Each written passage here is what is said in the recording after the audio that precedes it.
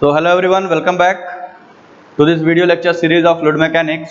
This is lecture number 8 of this lecture series, and in this lecture we are going to continue the topic viscosity. तो दोस्तों कल हम लोगों ने viscosity पढ़ा था। बेसिकली कल के लेक्चर में हम लोगों ने डायनेमिक विस्कोसिटी के बारे में पढ़ा था।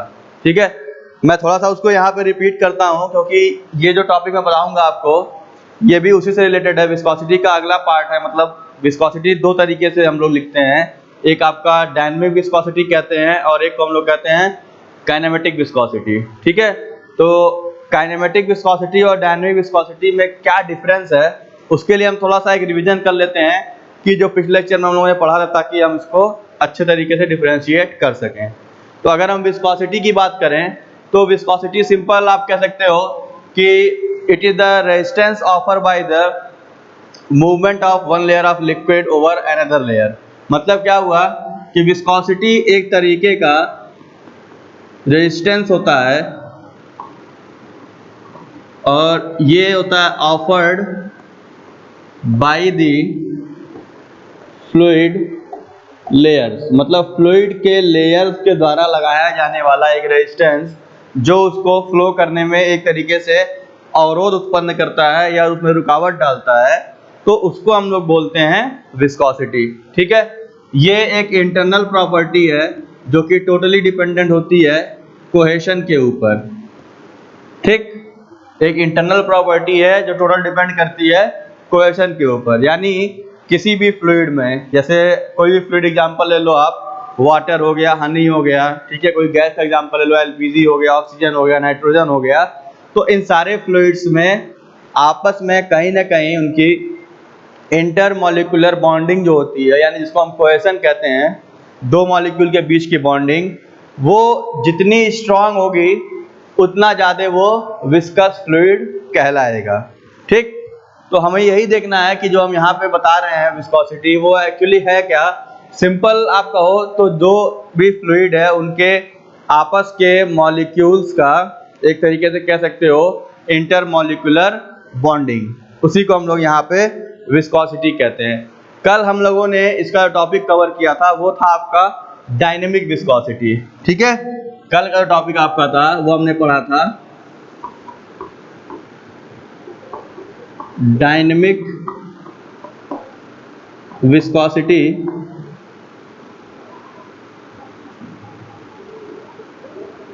ठीक है, जिसको हम लोगों ने म्यू से रिप्रेजेंट किया था। हमने लिखा था यहाँ पे mu is equal to tau divided by d u upon d y, जिसकी यूनिट आपकी होगी newton second per metre square. ये मैंने कल बताया था आप लोगों को। अब देखो डायनेमिक का टर्म क्या हो गया कि जहाँ पे हम लोग किसी मूवमेंट की बात करेंगे, जहाँ पे फोर्सेस काउंट होंगे किसी मूवमेंट के लिए, जो मूवमेंट हो रही है उसमें अगर उस फोर्स को काउंट किया जा रहा है जिससे मूवमेंट हो रहा होगा, तो उसके लिए हम वहाँ पे डायनेमिक वर्ड यूज करते हैं। ठीक है, लेकिन जहाँ पे हम फोर्सेस को काउंट नहीं करेंगे, मतलब कोई मूवमेंट हो रहा होगा उसमें हम लोग उसके फोर्स को काउंट ना करें, मतलब जिस फोर्स से वो मूवमेंट हो रहा है अगर उसको काउंट ना किया जाए तो वो आपका कहलाता है काइनेमेटिक। ये मैंने आपको पढ़ा दिया था पहले ही, स्टार्टिंग के आपके इंट्रोडक्शन वाले लेक्चर में मैंने बताया था कि हमें तीन ब्रांचेस स्टडी करनी है, स्टैटिक, काइनेमेटिक और डायनेमिक। ठीक है, तो देखो काइनेमेटिक विस्कोसिटी का पहला वर्ड जो काइनेमेटिक है उसका मतलब ये हुआ कि हम विस्कोसिटी अब वहां पे निकालेंगे जहां पे वो चीज मोशन में तो है, लेकिन वहां पे हम लोग जिस वजह से वो मोशन में आया है हम उस पे फोर्स, मतलब उस पे फोकस नहीं करते हैं। जैसे मान लो किसी पंप को आप यूज कर रहे हो और पंप के यूज करने से कोई लिक्विड फ्लो कर रहा है, तो हम वहां पे पंप के द्वारा लगाया जाने वाला प्रेशर या फोर्स स्टडी नहीं करेंगे। हमें सिर्फ मतलब है कि जो पाइप में लिक्विड फ्लो कर रहा है उसकी विस्कोसिटी कितनी है और वो कैसे ऑफर हो रही है। ठीक, तो मतलब कहने का यह हुआ कि आज जो टॉपिक हम पढ़ने जा रहे हैं वो आपका कहलाएगा काइनेमेटिक विस्कोसिटी। ठीक, कल हमने जो पढ़ा था इसके पहले लेक्चर नंबर 7 में वो था डायनेमिक विस्कोसिटी। ठीक है, अब यहाँ पे देखो यूनिट में ही क्या निकल गया, Newton second per metre square निकल गया, यानी फोर्स यहाँ पे काउंट किया गया है। तो अब काइनेमेटिक विस्कोसिटी में क्या होगा, हमें फोर्स काउंट नहीं करना है, तो फिर इसका डिफिनीशन क्या बनेगा, ये एक्चुअली ये निकालते कैसे हैं। तो देखो विस्कोसिटी यहाँ भी वही मतलब रखती है, विस्कोसिटी यहाँ भी वही मतलब रखती है, ठीक है। डायनेमिक और काइनेमेटिक से विस्कोसिटी के डिफिनीशन में कोई चेंज नहीं आता है। विस्कोसिटी का मतलब होता है it is the resistance offer by the movement of the liquid by the layers of the liquid, ठीक है। तो उसका मतलब वही होगा, चाहे वो काइनेमेटिक हो चाहे वो डायनेमिक हो, तो विस्कोसिटी का मतलब वही होता है। अंतर क्या हो जाता है कि जब कैलकुलेशन हम करते हैं, उनको कैलकुलेट करते हैं, तो वहां पे होता है कि अब इन दोनों को कैलकुलेट कैसे किया जाए। जैसे यहाँ पे हम शियर स्ट्रेस काउंट करते हैं, वहां पे फोर्स आएगा, एरिया आएगा, वेलोसिटी आएगा, ठीक है, डेप्थ आएगा, ये सारा मिला के हमारा म्यू निकल के आएगा।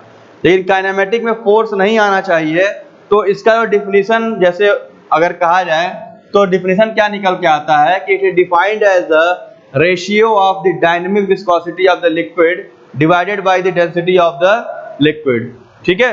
मतलब कहने का ये है कि आपको एक तरीके से यहाँ पे सिंपल, अगर काइनेमेटिक विस्कोसिटी किसी न्यूमेरिकल में निकालना है तो आपको क्या करना पड़ेगा कि इसके लिए आपको डायनेमिक विस्कोसिटी निकालनी पड़ेगी, और उसके बाद डायनेमिक विस्कोसिटी निकालने के बाद आप उसको उसी फ्लूइड की डेंसिटी से डिवाइड कर लोगे, तो वहां से हम उसको फाइंड आउट कर लेंगे, ठीक।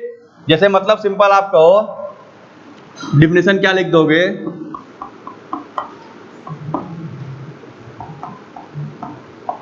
it is defined as the ratio of the dynamic viscosity to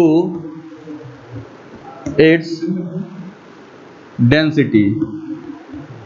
मतलब हम डायनेमिक विस्कोसिटी को उसकी डेंसिटी से डिवाइड कर देंगे, तो वहां से हमारा काइनेमेटिक विस्कोसिटी निकल जाएगा। तो इसको हम लोग अगर सिंबल की बात करें तो हम लोग इसको न्यू से रिप्रेजेंट करते हैं, मतलब आप लोग इसको न्यू से रिप्रेजेंट करोगे, और निकालना क्या होगा, सिंपल कि आप लोग न्यूमरेटर में रखोगे dynamic viscosity divided by density, ठीक है। तो यहाँ पे ये निकल के आ जाएगा म्यू डिवाइडेड बाय रो। अब यहाँ पे आपको ध्यान क्या देना है कि काइनेमेटिक विस्कोसिटी निकालने के लिए सबसे पहले आपको डायनेमिक विस्कोसिटी की वैल्यू आनी चाहिए, और कोई मेथड नहीं है इसको फाइंड आउट करने का। तो अगर मान लो कोई न्यूमेरिकल आपके पास आता है और उसमें कहता है कि find out the dynamic viscosity kinematic viscosity of the liquid, तो आपको उसके लिए डायनेमिक विस्कोसिटी की वैल्यू निकालनी पड़ेगी, ठीक है। बिना डायनेमिक विस्कोसिटी की वैल्यू निकाले आप उसको फाइंड आउट नहीं कर पाओगे। तो इसलिए आप थोड़ा सा ध्यान दीजिएगा इस पे, जो मैं दोबारा रिपीट कर रहा हूँ, क्योंकि काइनेमेटिक विस्कोसिटी के लिए डायनेमिक विस्कोसिटी की वैल्यू होना जरूरी है, तभी हम वहां से उसको फाइंड आउट कर सकते हैं। इसीलिए मैंने पहले डायनेमिक विस्कोसिटी वाले टर्म को पढ़ाया था। अब अगर यहां से इसकी यूनिट फाइंड आउट की जाए तो आप बताओ, यहां पे देखो अगर यूनिट निकाला जाए तो ये कितना था, Newton second per metre square dynamic viscosity की यूनिट थी, डिवाइडेड बाय डेंसिटी की यूनिट क्या होती है, केजी पर मीटर क्यूब, ठीक। अब यहां से आप अगर फाइंड आउट करो तो ये देखो कितना निकल के आ जाएगा। थोड़ा आप कैलकुलेट करिए इसको कि यूनिट इसकी क्या निकल के आएगी, यूनिट ऑफ काइनेमेटिक विस्कोसिटी। सभी लोग इसको डिराइव करिए, देखिए कितना निकल के आ रहा है, ठीक है। सिंपल आपको डिवाइड करके निकालना है, क्या रेशियो निकल के आएगा, ट्राई करिए इसको।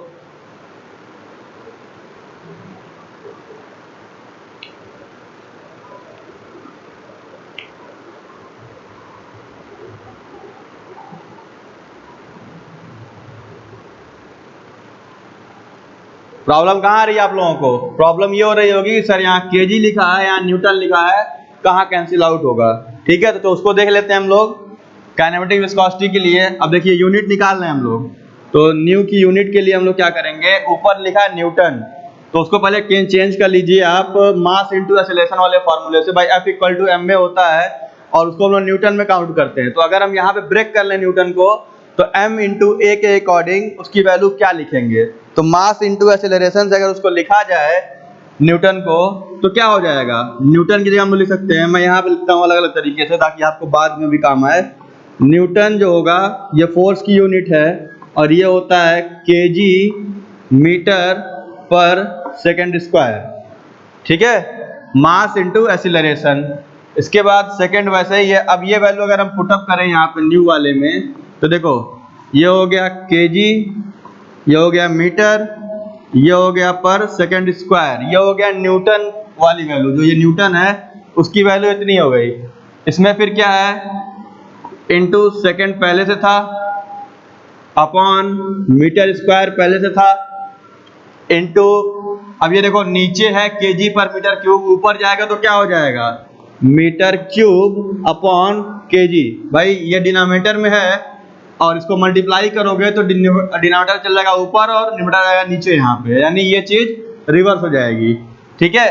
तो अब देखो यहाँ से केजी कैंसिल आउट होगा, यहाँ से ये केजी कैंसिल आउट होगा, ठीक, एक सेकेंड यहाँ से कैंसिल आउट होगा। अब देखो इस मीटर स्क्वायर से इस मीटर क्यूब को हम कैंसिल करेंगे तो यहाँ सिर्फ m बच जाएगा। तो अब इसकी यूनिट क्या निकल के आ रही है, यहाँ से ये आ जा रहा है मीटर स्क्वायर पर सेकेंड। एक मीटर यहाँ बचा, एक मीटर यहाँ बचा और एक सेकेंड यहाँ बचा।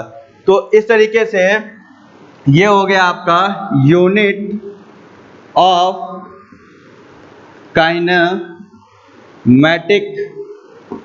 विस्कोसिटी। तो यहाँ यूनिट से आप डिफरेंस देख सकते हो।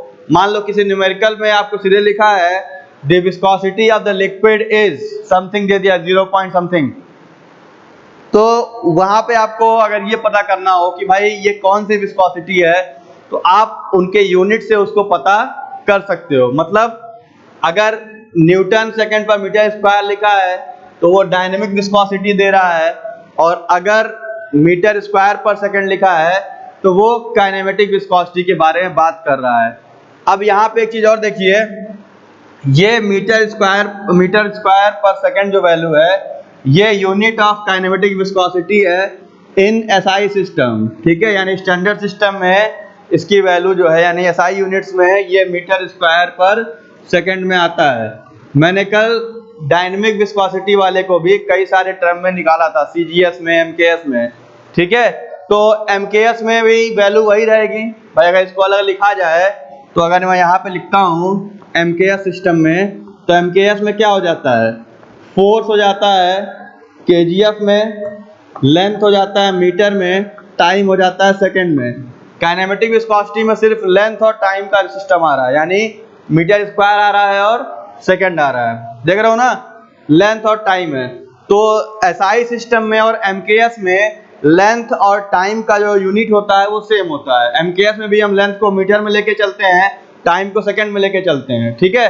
अंतर क्या होता है, लिखने का तरीका चेंज हो जाता है कि इसको हम लोग SEC लिख के चलते हैं। अगर केवल S लिखोगे तो ये एसआई सिस्टम में लिखा जाता है, अगर आप SEC लिखा हुआ है तो यानी वो एमकेएस के लिए लिखा जा रहा है, ठीक है। ये थोड़ा सा माइन्यूट सा एक पॉइंट है, जनरली आप लोग मिस कर देते हो कि अगर SEC लिखा है तो यानी वो एमकेएस और सीजीएस की बात कर रहा है, और केवल S लिखा है तो वो आपका कहीं ना कहीं एसआई सिस्टम में दिया हुआ है, ठीक।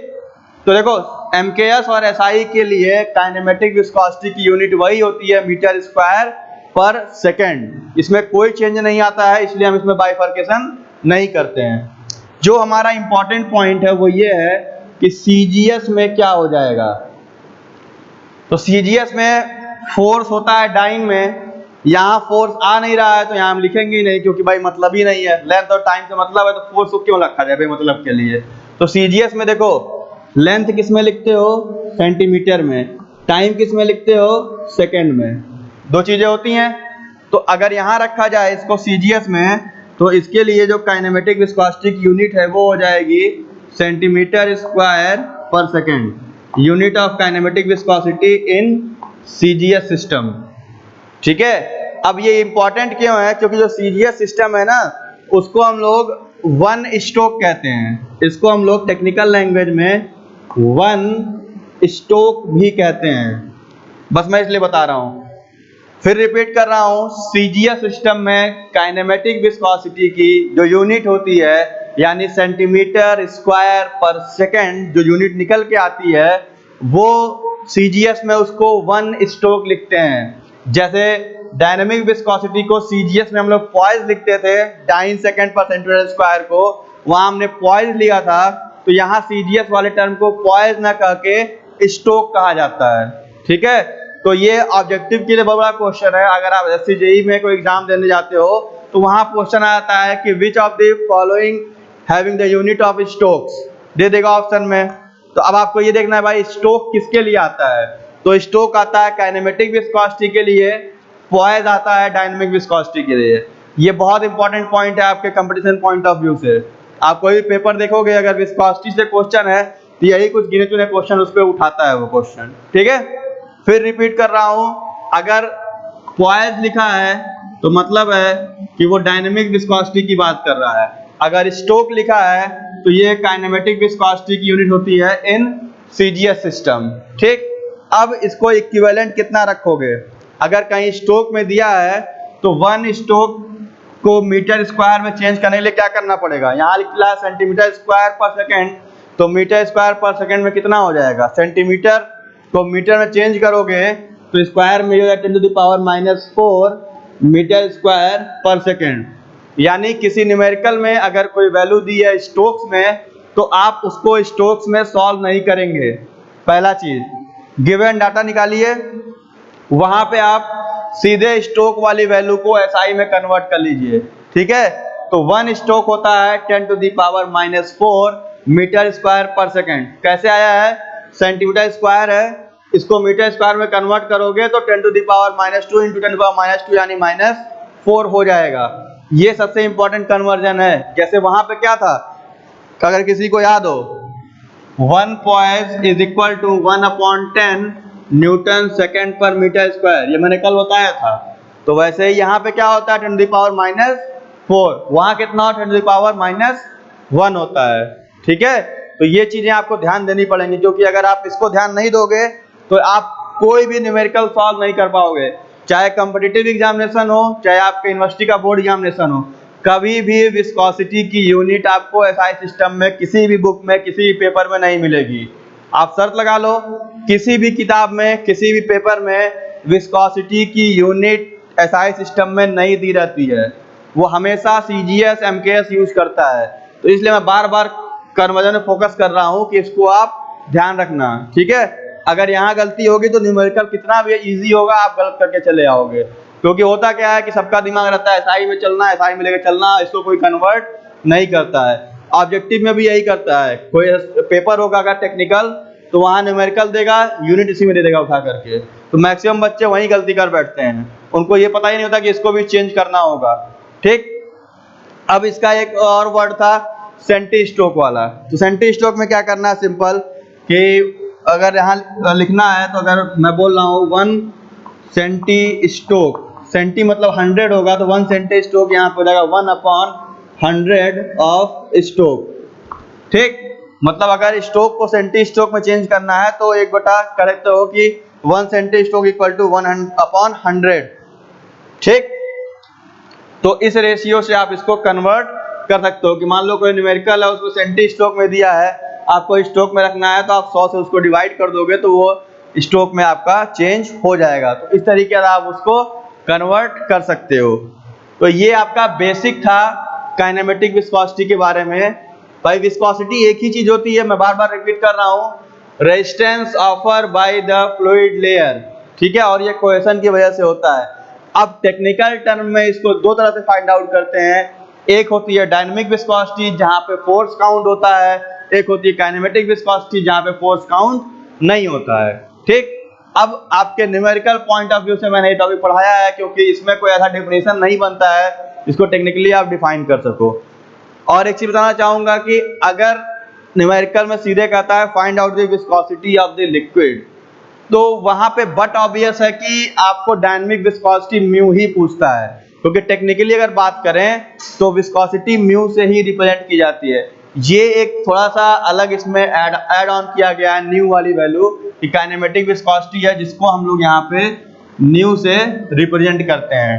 ठीक, अब इस न्यू वाली वैल्यू को हम लोग इसके थ्रू ही फाइंड आउट करेंगे। मतलब अगर कोई न्यूमेरिकल दिया है तो उसके लिए क्या है कि पहले ये निकालना पड़ेगा फिर ये निकलेगा।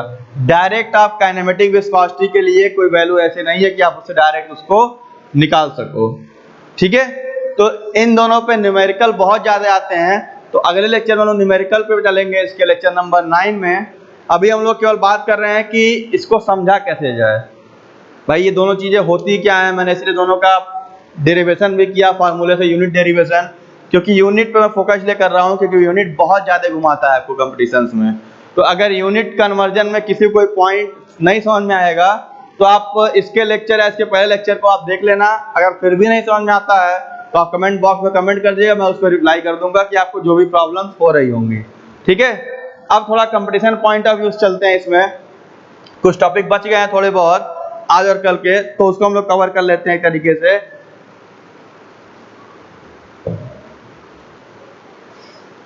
ये शायद आप लोग नोट कर लिए होंगे।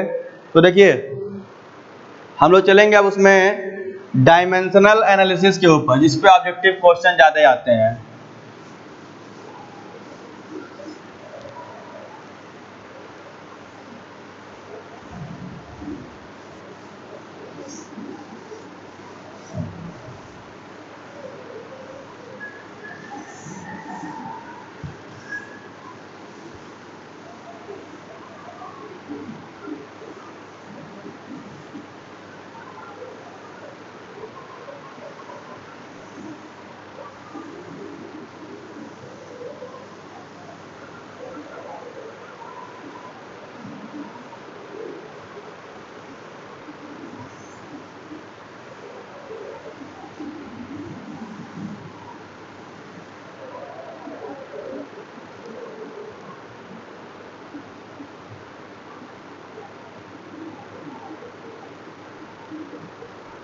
ठीक है दोस्तों, तो हम लोग अब नेक्स्ट टॉपिक अपना इसी में है, विस्कोसिटी वाले में ही आपका कह सकते हो कि एक तरीके का डायमेंशनल एनालिसिस है जो बहुत ज्यादा ऑब्जेक्टिव में पूछी जाती है कि इस विस्कोसिटी का डायनेमिक का कितना होता है डायमेंशन और काइनेमेटिक वाले का डायमेंशन कितना होता है। तो थोड़ा सा आप अगर सोचिए तो इसको कैसे फाइंड आउट करेंगे। डायमेंशनल एनालिसिस का कुछ आइडिया आपको लग गया होगा, मैं पहले से बता चुका हूँ आप लोग को इनिशियल लेक्चर्स में इसके।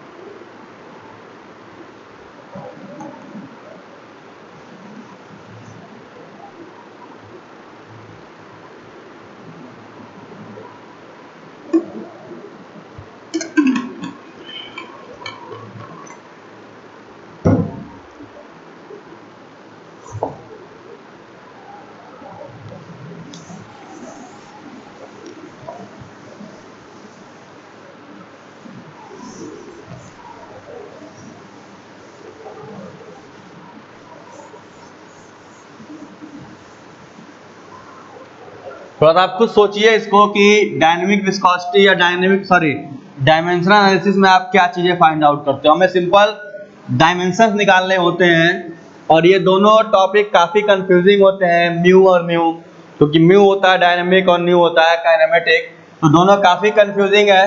तो इसलिए थोड़ा सा आपको अभी तो याद रहता है लेकिन बाद में ये वैल्यू भूल जाती है। तो ये थोड़ा सा आपको माइंडसेट रखना है इस तरीके से कि जैसे डायनेमिक में फोर्स आएगा, ठीक है, और काइनेमेटिक में फोर्स नहीं आता है, तो उस तरीके से आप उसको थोड़ा सा दिमाग में रख सकते हो।